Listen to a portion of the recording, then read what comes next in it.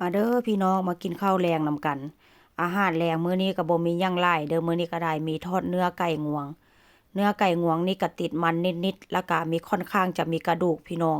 ส่วนหลายนี่เวลาพวกค่อยไปซื้อของอยู่ซูเปอร์มาร์เก็ตนี่ถ้าหากว่าค่อยสั่งเนื้อไก่งวงนี่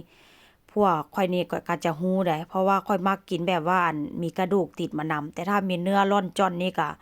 บ่ค่อยแซ่บว่าซั่นซะเนาะก็แซ่บอยู่แต่ว่า อันถ้าหากว่ากินเป็นพวกกงพวกไก่แล้วมีกระดูกแล้วมาแห้นนั่นก็คือว่าแซ่บแซ่บพี่น้องมื้อนี้กะจิทอดกะบ่ได้กินกับหยังหลายเด้กินกับข้าวสวยร้อนๆแจ่วเจิ่วก็บ่ได้ตำบักหุ่งก็มีแต่ว่าก็บ่ได้ตำเนาะพี่น้องแต่ว่ากินส่ำนี้ก็แซ่บแล้วล่ะว่าซั่นซะฮอดร้อนๆแล้วก็กินกับข้าวอันสวยข้าวจ้าวร้อนๆทางประเทศอื่นเขาเห็นเขาเจ้าโพสต์ขึ้นเนาะกินในช่วงแบบหน้ามีเทศกาลหน้าแบบว่าอัน มีงานบุญประจอกงานบุญประจำปีแต่ว่าทางนี้เด้อพี่น้องกินยามใดก็ได้เพราะว่าอยู่ซูเปอร์มาร์เก็ตเขาเจ้ามีขายตลอดว่าซั่นจ้ะราคาก็บ่แพงเด้กิโลหนึงก็200กว่าบาทอยู่บ้านเฮามีขายบ่น้ออยู่บ้านเฮาเนาะทางนี้มีขายตลอด